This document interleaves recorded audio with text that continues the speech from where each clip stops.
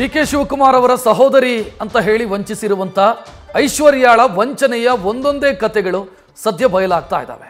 ಯಾವ ರೀತಿ ಎಲ್ಲ ಜನರನ್ನ ಮೋಸ ಮಾಡಿದ್ದಾಳೆ ಈಕೆ ಅನ್ನೋದು ಗೊತ್ತಾಗ್ತಾ ಇದೆ. ಈಕೆಯ ಮೋಸದಾಟಕ್ಕೆ ಮಿಕಗಳು ಸಿಲುಕಿದ್ದೇ ರೋಚಕ ಅನ್ನೋ ಸ್ಥಿತಿ. ಕೋಟಿ ಕೋಟಿ ಕುಳಗಳನ್ನು ಟಾರ್ಗೆಟ್ ಮಾಡಿ ಅವರನ್ನ ತನ್ನ ಮೋಸದ ಬಲೆಗೆ ಬೀಳಿಸಿಕೊಳ್ತಾ ಇದೆ. ಮದುವೆಯಾಗಿದ್ರೂ ಕೂಡ ಐಶ್ವರ್ಯಾಳಿಗೆ ಮ್ಯಾಟ್ರಿಮೋನಿಯಲ್ ಅಕೌಂಟ್ ಅನ್ನ ಕೂಡ ಆಕೆ ಹೊಂದಿದ್ಲು. ಅದರಲ್ಲೂ ಕೂಡ ಜನರನ್ನ ವಂಚಿಸಿರುವಂತ ಆರೋಪ ಇದೆ ಈಕೆಯ ಮೇಲೆ.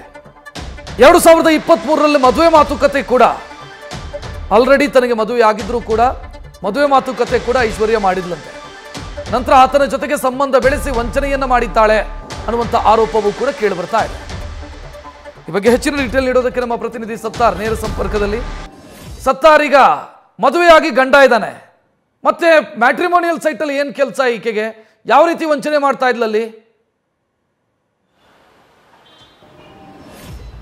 ರಕ್ಷತ್, ಇದೇ ಪ್ರಶ್ನೆ ಮೂಡ್ತಾ ಇರುವಂಥದ್ದು. ಐಶ್ವರ್ಯ ಅವರು ವಂಚನೆ ಪ್ರಕರಣದಲ್ಲಿ ಅವರು ಬೀಸಿರುವಂತಹ ಮೋಸದ ಬಲೆಯಲ್ಲಿ ಸಿಲುಕಿರುವಂತಹ ಒಂದಿಷ್ಟು ಅನ್ಯ ರಾಜ್ಯದ ವ್ಯಕ್ತಿಗಳಾಗಿರ್ಬೋದು ಅಥವಾ ಅಧಿಕಾರಿಗಳಾಗಿರ್ಬೋದು, ಡಾಕ್ಟರ್ ಆಗಿರ್ಬೋದು, ಇವರೆಲ್ಲ ಯಾವ ರೀತಿ ಒಂದು ಮೋಸದ ಬಲೆಯಲ್ಲಿ ಸಿಲುಕಿದ್ರು ಅನ್ನೋದಕ್ಕೆ ಸಂಬಂಧಪಟ್ಟ ಇದೀಗ ಮತ್ತೊಂದು ಬಿಗ್ ಅಪ್ಡೇಟ್ ಸಿಗ್ತಾ ಇದೆ. ಅವರು 2017ರಲ್ಲಿ ಮದುವೆ ಆಗಿದ್ರು ಕೂಡ 2022-23ರಲ್ಲಿ ಹೊತ್ತಿಗೂ ಕೂಡ ಅವರು ಆಕ್ಟಿವ್ ಆಗಿದ್ರು, ಮ್ಯಾಟ್ರಿಮೋನಿಯಲ್ ಆ್ಯಪ್ನಲ್ಲಿ ಕೂಡ ಆಕ್ಟಿವ್ ಆಗಿದ್ರು ಅನ್ನೋ ವಿಚಾರ ಕೂಡ ಇದೀಗ ಹೊರಬರ್ತಾ ಇರುವಂಥದ್ದು. ಅದರಲ್ಲೂ ಪ್ರಮುಖವಾಗಿ ಇದೇ ಮ್ಯಾಟ್ರಿಮೋನಿಯಲ್ ಆ್ಯಪ್ನಲ್ಲಿ ಪರಿಚಯ ಆಗದೆ ವ್ಯಕ್ತಿಯೊಬ್ಬರನ್ನು ಮದುವೆ ಮಾತುಕತೆಯನ್ನು ಕೂಡ ನಡೆಸ್ತಾರೆ. ರಕ್ಷತೆಯಲ್ಲಿ ನಾವು ಗಮನಿಸಲೇಬೇಕಾದ ವಿಚಾರ ಏನಂದ್ರೆ, ಆ ಮದುವೆ ಮಾತುಕತೆಯಲ್ಲಿ ಅವ್ರದ್ದು ಟೀಮ್ ಕೂಡ ಇರುತ್ತೆ. ಅಂದ್ರೆ ಅವ್ರ ಪೇರೆಂಟ್ಸ್ ಇರ್ತಾರೆ, ಅವ್ರ ಸಂಬಂಧಿಕರು ಇರ್ತಾರೆ, ಅವರು ಸ್ನೇಹಿತರು ಇರ್ತಾರೆ.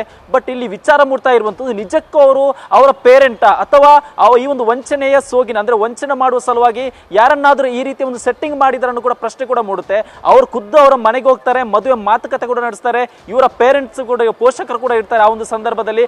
ಬಟ್ ಆ ಪೇರೆಂಟ್ಸ್ ನಿಜವಾಗಿಯೂ ಅವರ ಪೇರೆಂಟ್ ಅಥವಾ ಬೇರೆ ಪೇರೆಂಟ್ ರೂಪದಲ್ಲಿ ಬೇರೆ ಯಾರಾದ್ರೂ ಇನ್ನೂ ಕೂಡ ಪ್ರಶ್ನೆ ಮೂಡುತ್ತೆ. ಅವ್ರ ಜೊತೆ ಮದುವೆ ಎಲ್ಲ ಮಾತುಕತೆ ಆಗುತ್ತೆ, 6 ತಿಂಗಳ ಕಾಲ ಒಂದು ರೀತಿಯಲ್ಲಿ ಓಡಾಟ ಕೂಡ ನಡೆಯುತ್ತೆ, ಇಬ್ರು ಕೂಡ ಒಂದಿಷ್ಟು ಟೈಮ್ ಕೂಡ ಸ್ಪೆಂಡ್ ಮಾಡ್ತಾರೆ. ತದನಂತರದಲ್ಲಿ ಅವರಿಗೆ ಅವರು ಹಣವನ್ನು ಪಡೆದು ಮೋಸ ಮಾಡಿದ್ರು ಅನ್ನೋ ವಿಚಾರ ಕೂಡ ಒಬ್ಬ ವ್ಯಕ್ತಿಯೊಬ್ಬರು ಹೇಳ್ತಾರೆ. ಬಟ್ ಅವ್ರ ಹೆಸರು ಹೇಳಲು ಇಚ್ಛಿಸದಂತ ಒಬ್ಬ ವ್ಯಕ್ತಿಯವರು ಈ ಒಂದು ಆರೋಪವನ್ನು ಮಾಡ್ತಾ ಇರುವಂಥದ್ದು. ಮಂಡ್ಯ ಮೂಲದ ವ್ಯಕ್ತಿಯೊಬ್ಬರಿಗೆ ಬೆಂಗಳೂರಿನಿಂದ ಇವರು ಹೋಗಿ ಮದುವೆಯನ್ನು ಮಾತುಕತೆ ನಡೆಸಿದ್ರು. ಇದೇ ರೀತಿಯಲ್ಲಿ ಒಬ್ಬರಿಗೆಲ್ಲ ಹಲವರಿಗೆ ಇದೇ ರೀತಿ ವಂಚನೆ ಆಗಿದೆ.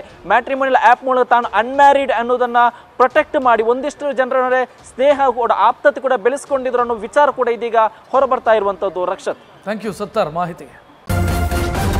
ನ್ಯೂಸ್ ಫಸ್ಟ್ ನಿರ್ಭೀತಿಯಿಂದ ನಿಮ್ಮ ಪರವಾಗಿ.